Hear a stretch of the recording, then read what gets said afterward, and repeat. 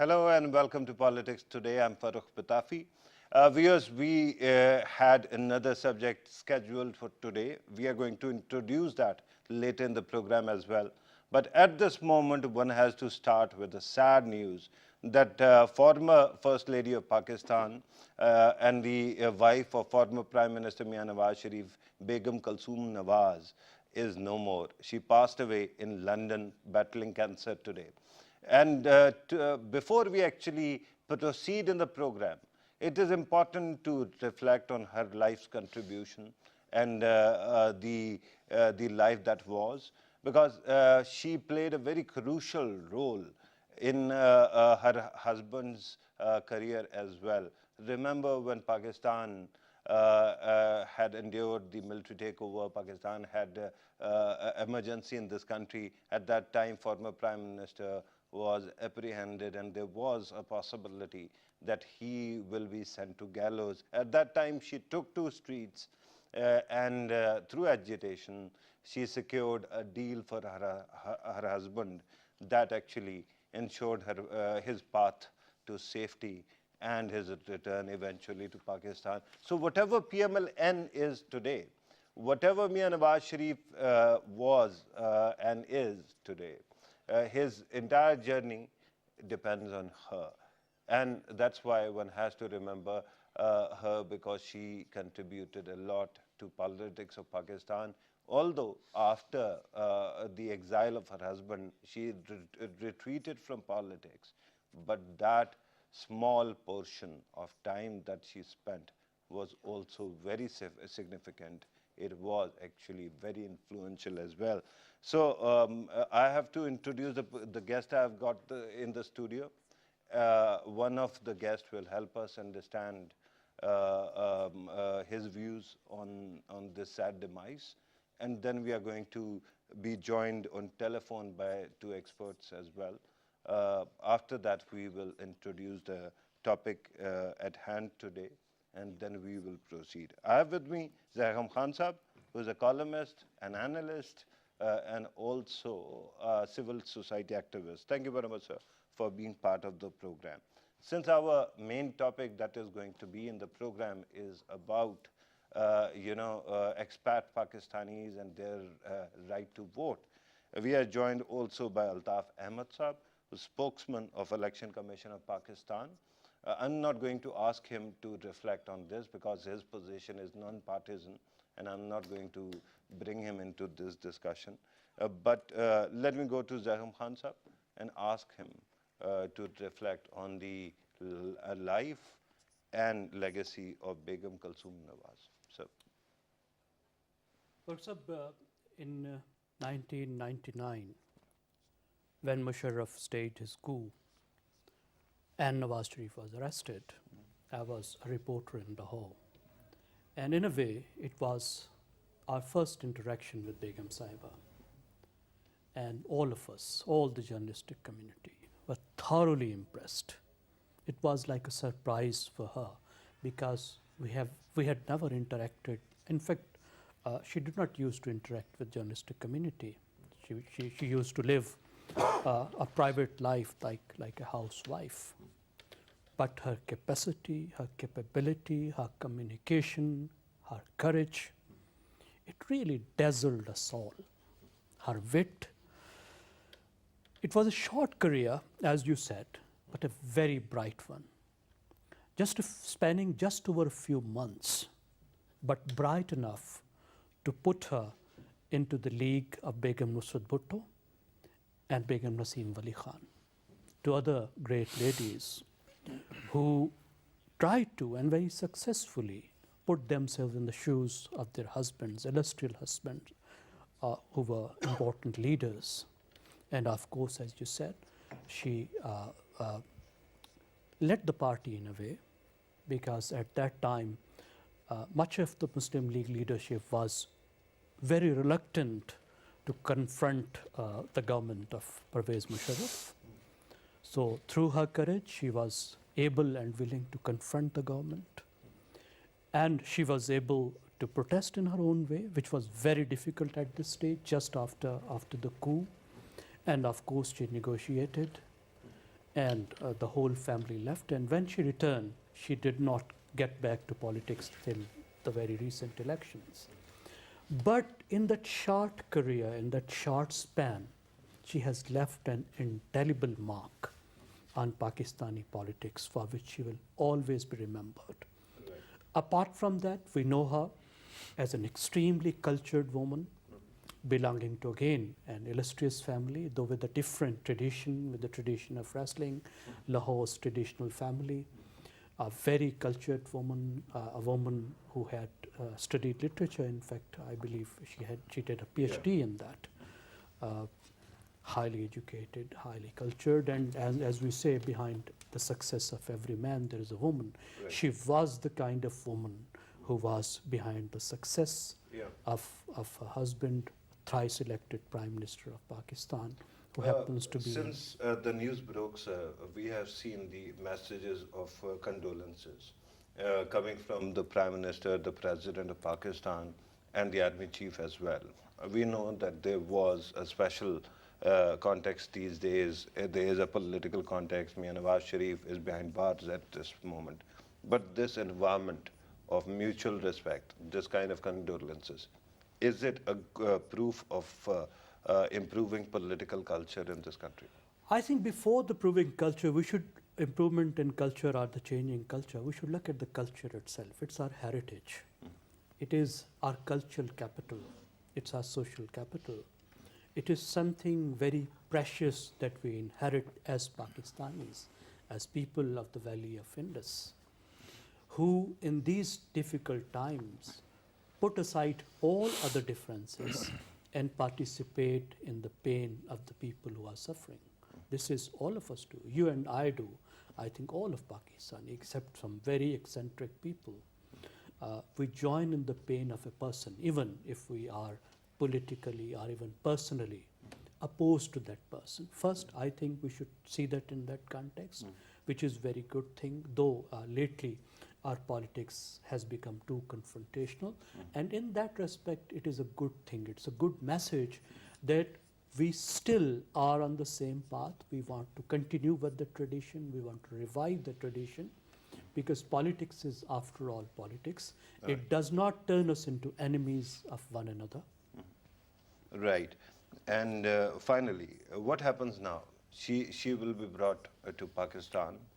And what happens? What are the parole procedures? Okay, I'm told that an important part of the present government, Naim Haq Saab, a senior leader, is with us at this moment. Naim Haq Saab, thank you very much for joining us, sir. Welcome. Your reflection at the moment, what would you like to say, sir? Well, it's a very sad feeling to think that Begum Kalsoom Nawaz is no more. It is indeed very tragic, but she was a brave lady. She faced her disease with courage, and we are saddened at her death.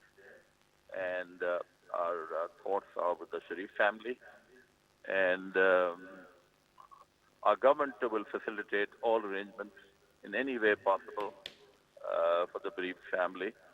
And we hope that everything goes well regarding her funeral arrangements and in Pakistan and from England.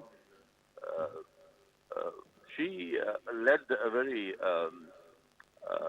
I would say, a busy life as the wife of a politician, and during which she herself became a political leader when her husband was imprisoned, and she showed a lot of courage, a lot of determination to fight adversity. And of course, we have been wishing her well, when she was alive, throughout her treatment in England. And we will facilitate all arrangements for the Sharif family when the body arrives. And so our sympathies are with the family. Right, sir. Since you have talked about facilitation, sir, the question is that her husband and her daughter are behind the bars. Is there a parole procedure there that they can attend the funeral? Well, I don't know exactly what the procedure is, but I would support, their attending the funeral, and because such moments are really when one would like to have the family and all the members to attend the funeral, and I'm sure that we will not create any hurdles uh, in that,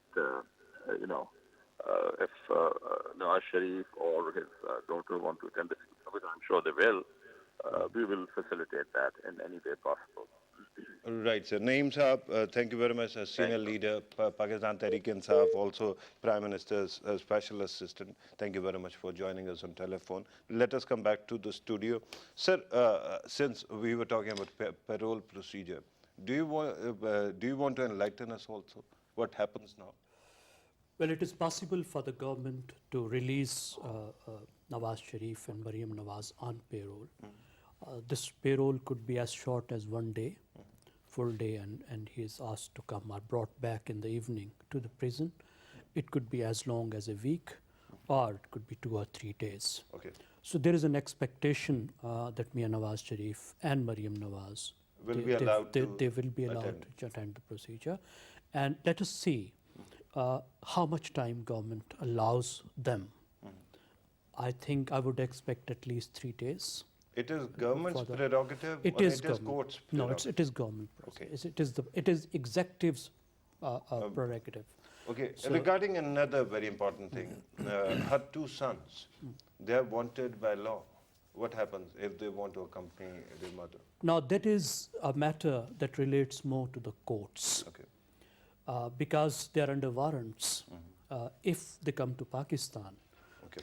they will be arrested unless court grants them bail. Right, But sir. even I have to go to telephone. Asif Karmani Saab, senior leader, Pakistan Muslim League Nawaz, is with us at this moment, sir.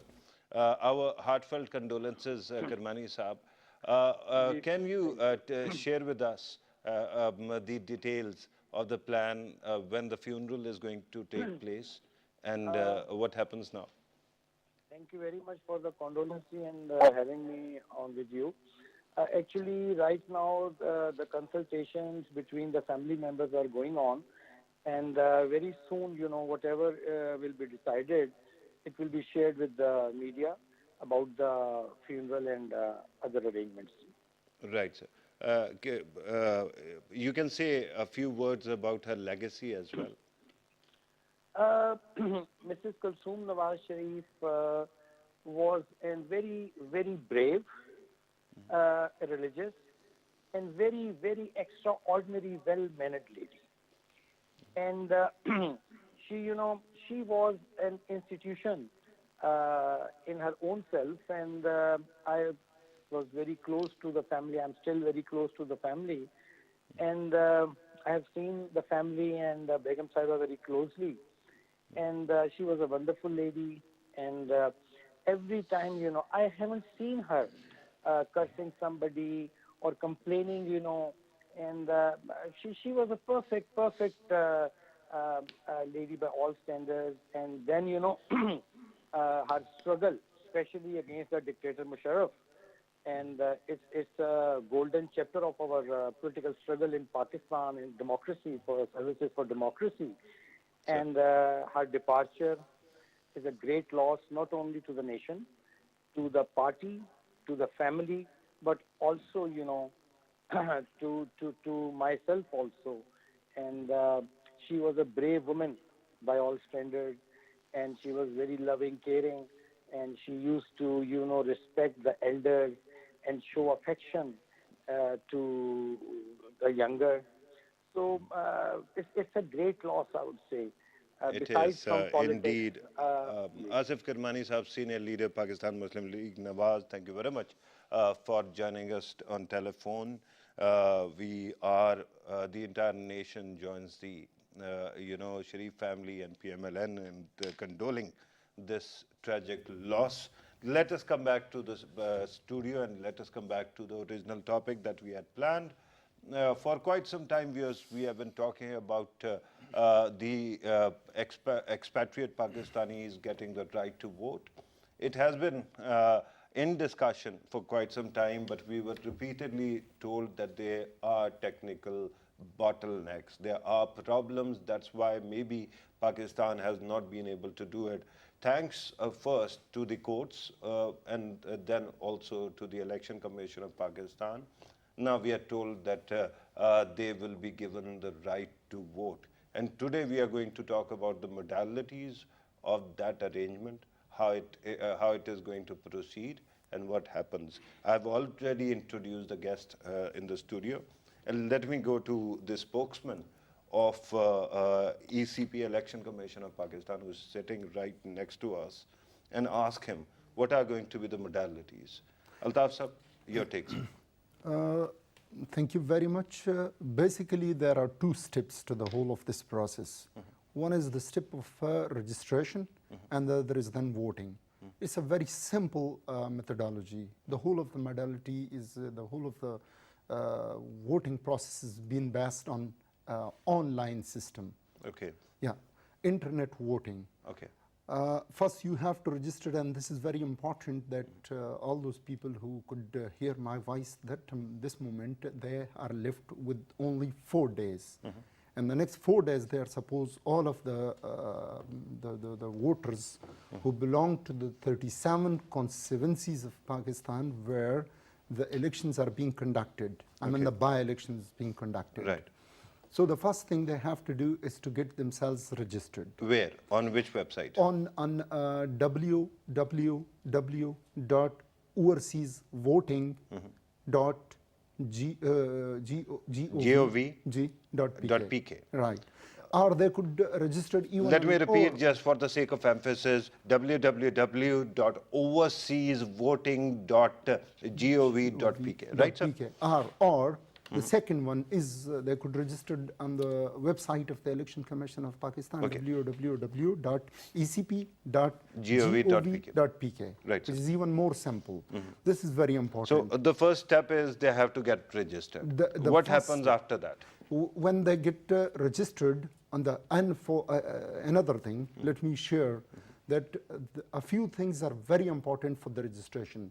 If you are not voter, if you are not voter in the electoral rolls of the Pakistan, I mean here, then you cannot vote.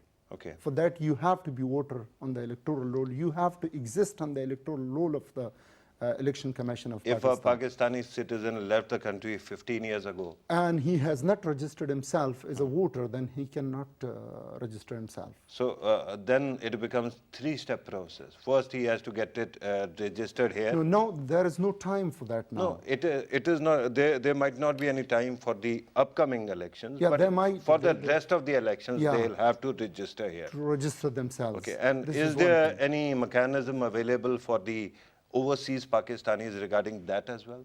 Yeah, it's very simple. You remember we brought a very comprehensive campaign on this topic of registering yourself as a voter. Right. Then you have to register yourself with the registration officer. So they'll have to come to Pakistan, sir? Yeah, they will have to come to Pakistan. Now, we have talked about 2 steps. Now, let us talk about the voting itself, the third step. Before that, let me share that what are the prerequisites, the baseline requirements for the registration. Number first, you must be holding an NICOP, National Identity Card for overseas Pakistanis. Overseas Pakistanis. That's must. The second thing, you must have the machine readable passport, Okay. MRP. Right. And the third, you have a valid email ID address. Right. When you do the registration, then you will be given, after successful registration, you will be given a pass, voter pass. That will be decided by the Election Commission of Pakistan when to issue the voter pass to the people. And then there is the voting process. It is an e-pass, electronically generated pass. It's an electronically generated pass, and you will the message of success will be sent on your ID. Email ID, the valid email ID that you have. The valid email ID which you had. And another thing, this is important, that you could register yourself from smartphone You could register yourself from a tablet or internet, any internet connected computer, any internet. All over the world. All over the world. Right. Wherever you are, you could register yourself. And this is very important because now there are only 4 days left for the registration. Yeah. The And we are 15th going to repeat that for emphasis Yeah, later in the for program in- as well. yeah. But I want to actually come to the election process as well. Once you have been given the pass, Yeah. the repeated concern that we heard in the past Yeah. was that there is a time differential. For example, if you are voting in America, the time differential is that you will then have to go and vote, or you'll have to vote at very early in the morning or very late in the night. And secondly, where do you go to vote? You are supposed to go nowhere. Okay. It's online system. Okay. But as far as the time difference is concerned, you have to follow Pakistan Standard Time, Okay. where the time starts from 8 o'clock till 5 o'clock. Right. So you are all the people whosoever is wherever is supposed to follow, he or she is supposed to follow only the Pakistan Standard Time from 8 to 5. Okay, That's the thing. and one final question before I go to Zaigham Khan Sahab, and that is about the possibility of hacking. If, for example, I am registered and I am sitting in another country, and somebody else decides to hack my account and try to actually cast a vote, what happens then? There are a few things I would like to share. The first thing is all the known hacks, all the known threats, all the known attacks which are available nowadays in the computer system, they have been intimated, they had been thought over, pondered over, and Okay. now the antidotes have already been set for that. So you But- have a robust mechanism to fight No, that. But to say that it would be a foolproof system, in technology cannot say anything about it. Right. That it But could we be are learning, foolproof. of course. It will be an experiment. But is the Honorable Court directed that even if there is anything like hacking, like threat, like attack, then the Election Commission could separate all the voters from the real count. Okay. Do we have any count of potential voters who might be sitting abroad? Right now, the total diaspora, that's some 7 to 8 million. Okay. And the people who fall in 37 constituencies where the by-election is being conducted, they're from 6 to 7 lakh. Okay. Okay. Almost 500,000. Yeah, almost half a million. Or slightly more little than half a million, right. Slightly more than that. Right. So that they are the people who are supposed Right. to register themselves. Let me now take the experts' reflection on this. So, what is your take? How big a decision it is, and what are the possible flaws in the plan? There are huge problems. Okay. And there are huge flaws at 3 different levels. Is this a good development, by the way? I don't agree with it. Okay. I don't consider it a good development Why? per se. There are 3 levels. First, at the level of idea, then at the level of constitution and law, and finally at the technical level. I think it is a decision. Of course, Honorable Court has made that decision, but as a citizen, I have a right to say that this decision should have been taken by the legislature. And there are reasons for that. I'll go into that if you allow me a minute. And before that, just want to ask you, regardless of who took decision, is it not important for an expatriate who's sitting outside sending remittances to the country that their voice should be heard as well? This is not a strong enough argument. Why not? Pakistani expats sent $20 billion dollars. How much Indian expats sent? 60 billion. Okay. Thrice, right? India does not extend the right of dual nationalship to its citizens living abroad. Okay. We do, because we recognize them. We can recognize our citizens, even those who have acquired the nationality of another country. We do take care of them. Yeah. India does not give them the right to vote. Right. Now, So why are we then there are mentioning India? reasons. No, because India is a neighbor. And we can look at other countries in the region because comparisons are important. Yeah. Now, there are 2 or 3 kind of Your numbers actually are quite interesting. Yeah. You're saying that in India, expats actually send 60 billion billion dollars in remittances. But if an India acquires an And in American, Pakistan, it is only one-third of that. 1/3 of that. And 20 billion. despite the fact that Pakistan's population is 1/6 of India. Exactly. And Shouldn't we be thankful of our expat community? we are thankful, but So why but not actually give them a voice? Well, being thankful does not mean that we set aside everything else. What Look, is for that? example, there are dual nationals living abroad who were born abroad, who have lived abroad, who have never been to their constituency, perhaps who have never been to Pakistan in their life. We have given them Pakistani passport as a privilege. It does not mean they have no idea for politics. No, they might not have it, but he has said that they'll have to first come and enroll themselves No, in they the can- electoral rolls here in the constituency. They will. So they'll be that to the- is the problem, because they're sitting there. No, they will register themselves online No, sitting that down. is the second step. First prerequisite is that they have to have their names on the electoral rolls.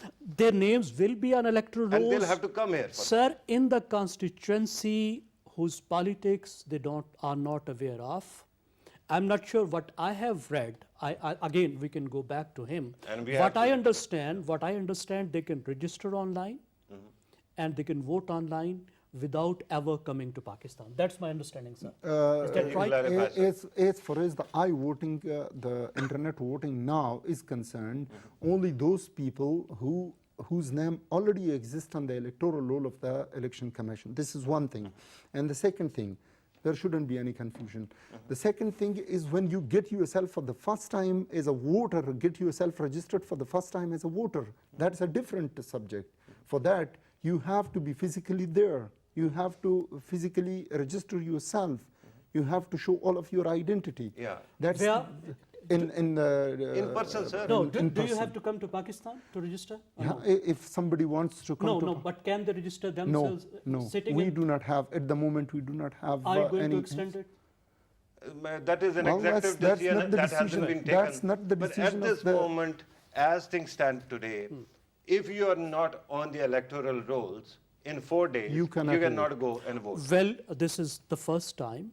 And again, I mean, now coming back to the Constitution and law, that was the first thing. In my opinion, dual citizens who are living abroad should not have the right to vote. The dual citizens living in Pakistan should have that right. And the Pakistanis who have only Pakistani nationality and they're living abroad, they may be given the right to vote, but then there are legal and technical questions. Okay. Now, what are the legal questions? Okay. And these are the questions that Election Commission of Pakistan itself raised in the court of Pakistan. It's not just me saying. Pakistan's constitutional article 226 emphasized the secrecy of ballot. There are only two types of elections: the election of the Prime Minister and the election of Chief Minister, which are exempt from secrecy of ballot. Right. All other elections, whether they are direct or indirect, secrecy of ballot is a must. Now, the I-voting, there's no method, there's no way that you can ensure secrecy of ballot in the I-voting. That's also very interesting point. And I have to once again go back, if you allow me, to Altaf Saab. Altaf Saab, it is quite known. Recently, if you remember, in election, there was this case where a couple of votes were actually disclosed, and that became a problem. There were notices issued as well. Now the question is, if I'm sitting abroad and I'm voting on my computer screen, and there I just take a screenshot and I tweet it, what happens then to me? Look, if you violate the law, not necessarily that you should be sitting abroad. You could violate the law anywhere. Okay. And then you have to face the Yeah, but consequences. here, if I violate the law, you will just, capture there me is and no send way. me to the jail. Well, What that's- happens when I'm that's- sitting abroad? That's something which is the decision, with the collective decision of the election commission. If somebody violates the law, that could, the vote could be cancelled, the vote could not be counted, anything could happen. But the real thing is, it is a test-based real count atmosphere elections. Okay. let's test it. Hang on. Let's test it. Another question, just for the sake of argument. There is such a thing as postal ballot. Why is it that we cannot go for physical ballots like that? See, when there is no one thing must be clear. There wasn't any lack of intention. Okay. Everybody want to extend the right of vote to all of the expatriates. I mean, to all of the overseas Pakistanis, whether they are living here or they are living there, because they are Pakistani and they have the right to vote. But they have the right. Here's another question that was raised by him, and you have to answer that as well, because it is sort of legitimate concern, right? Yeah. That if somebody is not exposed to Pakistan's culture, political culture, a young man turned 18, he is by virtue of birth a Pakistani citizen as well, because his father was, and he is given right to vote. He came here, got himself on the electoral rolls, but knows nothing about the politics of the country. Should he be given the right or not? Care to answer if that? He is Pakistani, and if the state has given him the citizenship, who am I to stop? That's a good answer. Of course, but that's why, as a citizen, am I going to quiz the people who are voting right now in Pakistan, whether they know anything about the political culture of the country or the constituency or not? They sink and die with this ship. They were born here, they're living here, right? They are in their constituencies. Their case is different. But someone who has a dual passport, dual citizenship, who is also a British citizen, born in Britain, lives in Britain, you see, his destiny is not tied to this country. Though we respect him, we have given him our purpose. I cannot. And just how can I underestimate anybody's patriotism? No, I am not. Or anybody's sensitization to the country's culture, because there are people who are sitting here, know nothing about their constituency, but will go and vote, and there's a possibility that they might vote for somebody that you and I cannot agree on. Potentially, right? a person who is living here comes under the Pakistani law. He pays our taxes. And they pay remittances? The remittances they send to their own people, to their own relatives. And again, do I need dollars or not? Listen, it's again, I mean, I gave you an Indian example. It does not mean only by sending relatives to your relatives, you get certain privileges. We have given them a huge privilege of Pakistani citizenship, of Pakistani passport. But let me extend my point. So first, this problem with the constitution. Only Pakistani legislature can amend constitution. No court can amend constitution, right? And no court. Didn't we get sort of ahead of that discussion already? We are talking now about modalities and whether a person should be entrusted with the right to vote. I think side by side, as a citizen, I have a right to raise these questions. You do, right? And I don't have any objection to that. And then there is a law, Pakistan's, the Election Act 2018. It gave the right to Election Commission of Pakistan only to arrange a pilot, not go for full-fledged right to vote, not to extend full-fledged right to vote to all expats. Can't they call it a pilot as well? Well, if they do, but all over the world, but it's a pilot? In a way, it's not a pilot. Maybe they call it. Election Commission was very desirous about the vote, but then the Election Commission wanted to have a very foolproof solution for that. Right? And as far as the internet voting concept is concerned, the Honorable Supreme Court of Pakistan had directed NADRA to develop a solution or software, which they did. And there a task force had been developed on that. And a task force, the known things were seen there by the task force. You're talking about a system that is end-to-end encrypted. Right. And then the Honorable Supreme Court directed that the Election Commission, though the Election Commission in writing was against the solution of the NADRA, I mean the internet voting, but then the court is binding The court directed the Election Commission and all the concerned institutions to conduct the by-elections in the real atmosphere. And it's do a you pilot think- project, though, Okay. but pilot in a sense of small. It's a small, only in 37 constituencies the elections, Right. Elections are going to be conducted. That's right? So in that he sense, has it's a an pilot. answer for every of your concerns. Please go ahead, sir. So in that sense, we could say that it's a pilot project. Okay. According to he referred to the Elections Act 2017 says that the Election Commission would conduct pilot project. So the court interpreted it that actually it is a pilot project on a small level, only 37 constituencies. Therefore, you should go and extend the vote of the right of vote to all of the overseas Pakistanis.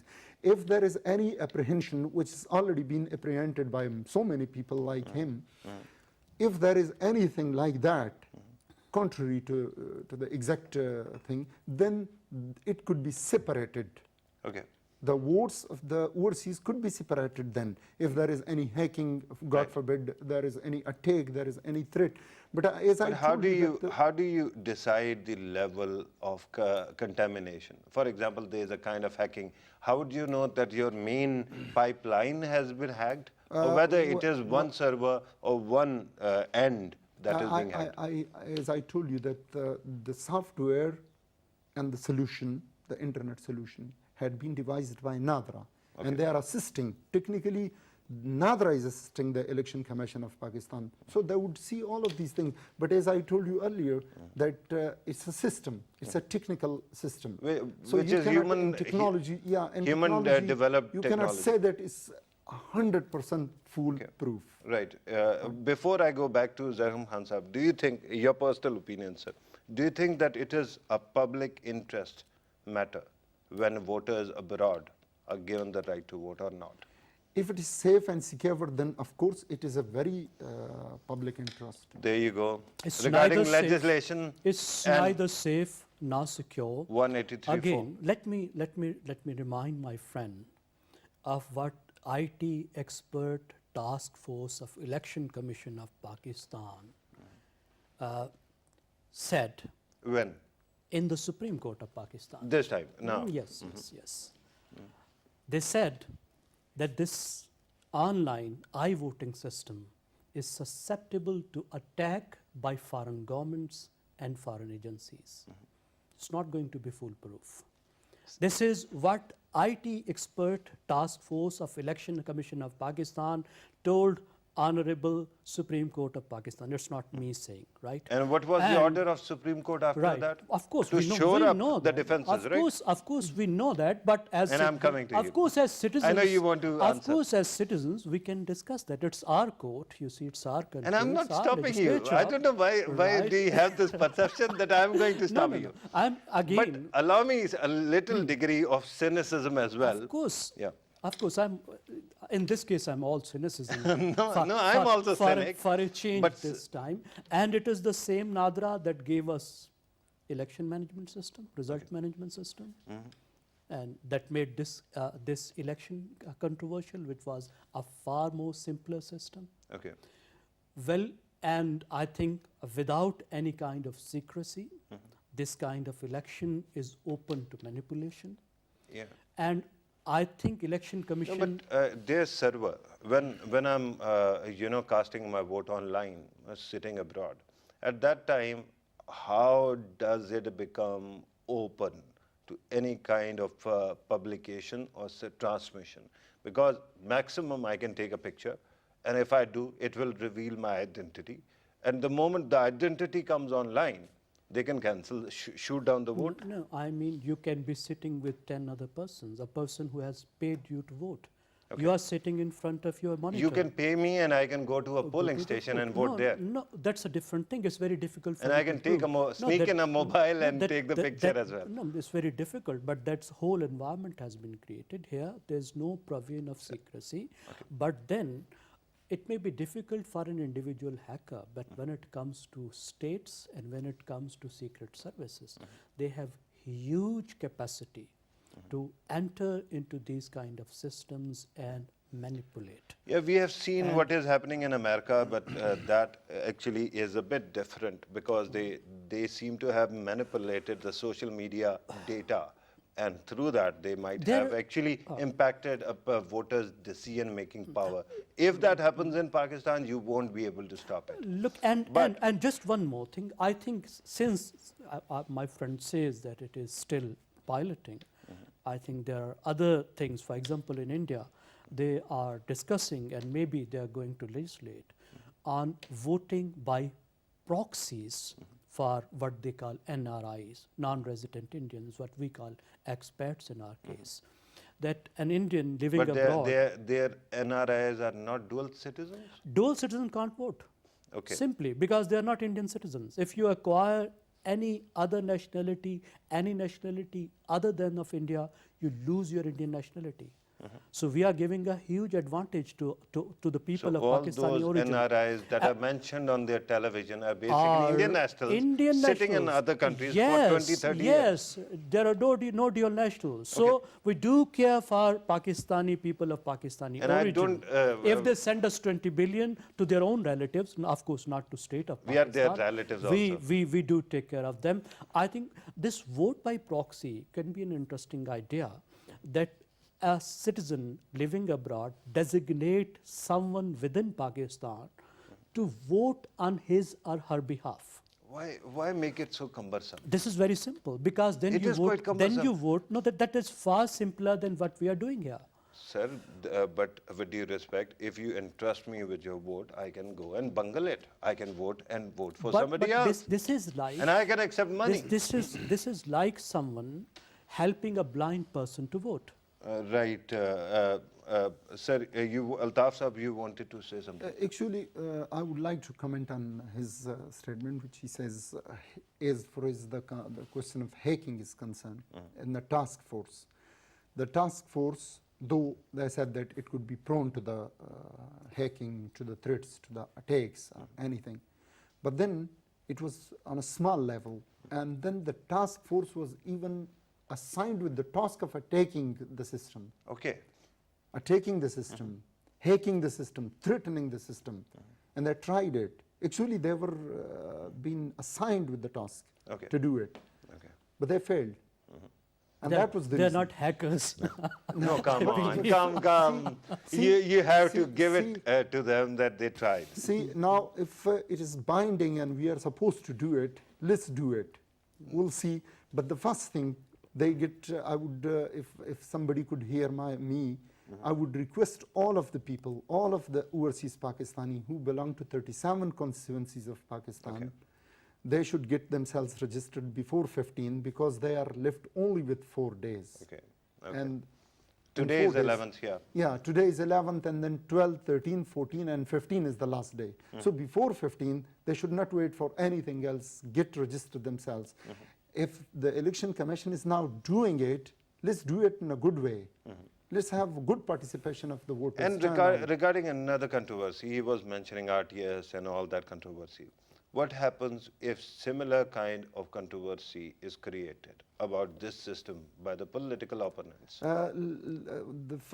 If I lose and I don't want to concede, and I create a lot of hoopla, what happens then? The two things. The first How do thing you is- open the bag? The first thing is RTS. Let me share it with the public that RTS was a system for quick sending of the Form 45.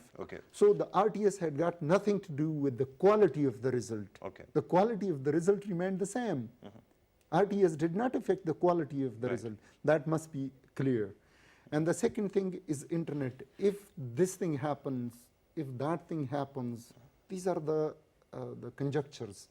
How could we make any comment on it? As I said earlier, he has brilliant arguments, by the way. You cannot beat them, can you? I don't know. I'm trying to beat him. I try to share I my appreciate viewpoint, the valiant my efforts. arguments. I'm trying to share my viewpoint and my arguments and my reservations. I think and I believe that these are the things that should be discussed. Our parliament. Our parliament I should see discuss your it, point, political but you have parties. to, I see your point. And there should have been a lot more debate, although if I recall for past 10, 15 years, we have been debating this. And most of the people, frankly speaking, you're the first person I've come across, although you're a friend, who's actually countering this argument. I haven't come across any other person who is arguing that it shouldn't be the case. But once a decision has been taken, instead of actually going for the sociology of a decision, shouldn't we be actually focusing on how it can be No, improved? the decision, as he said, decision has not been taken. It is still a pilot. Okay. And when they want to extend it, as his A explanation, decision has been taken about a pilot. only about the pilot, it means for any large-scale Let the pilot participation. take off, sir. Then I mean, it has to Yeah, go Don't to shoot the it down. let's make the pilot successful. Okay. And we pray to God that we may be able to make it success. If it is successful and there is all the apprehensions are, come to nothing, then of course the election commission would apply it to the general election as well, because this would be a pilot. Pilot in the sense of small level. I mean, it's a small scale. Yeah, real compared to environment. But for large scale, you need a new legislation or an amendment in the Election Act. And for And this, that this can be kind of achieved as well. elections, you see an amendment to the Constitution. This is actually the bridge to that legislation. Okay. If it is success, then of course there Then of will be course the Parliament will legislation and need the to Parliament legislate would, and Parliament So need is to, there need to any amend assurance Constitution. that whosoever votes from abroad, in any case, their vote will be counted? we, Is there a possibility that it might be set aside? the first thing we wish all the people that there should be a good turnout. Okay, So let's have a good turnout. okay, Let the people come and register themselves before 15th of September. right. Are you Then they running any get the- campaign as well, Yeah, we are doing it. apart from are- this awareness Yeah, campaign? apart from we are making a use of the social media as well. We have gone through the online newspaper, which is more read as Right. per the calculations of the institutions. We have gone on PTV, and we You are on PTV even now. yeah, and then we are having a very good connection with the Foreign Office, and they are doing their best Right. through their embassies. That- but still, I know that PTV transmissions are Viewed abroad as well. yeah, No, that's in true. 68 countries. So I would like all of those people to please get themselves registered before 15th September. If Right. we are doing it, if all the efforts are being made by all the institutions now, then let's contribute to our institutions. Right, and that's a great comment, and we have to actually agree with. I have to actually agree with that spirit. And Zaigham Hamza, before we go, I have to get some positive comment from you as well, because so far you have been critical of everything. Give me a moment where you are encouraging them. Well, I think before this controversy of this RTS controversy erected, ECP was doing excellent work and everybody appreciated it, and hope we are able to resolve the controversies surrounding the election. But we are day not talking about as RTS. well. We are talking about And overseas no, Pakistanis. I'm again saying that hopefully, I mean, it's such a crucial institution, a very effective institution. I'm sure they are able to do that. This is a duty that has been handed to them by the Supreme Court of Pakistan, and I believe they are trying to do their best. And I hope finally got a moment where I can say that you sort of agreed with whatever was being said. Zaigham Khan Sahab, thank you very much for your time, sir. Always great having you in the show. Altaf Ahmad Sahab, thank you very much for your time as well. Viewers, you have listened to our participants. If you are watching this program from sitting abroad, and if you are an expat Pakistani, please come forward and register your vote. If there is any problem, then of course there is the website. We have already given you two websites. One is overseasvoting.gov.pk and the second one is ecp.gov.pk. Please register there. And if there is any problem, there is some mechanism to get back to them as well, and it will be answered.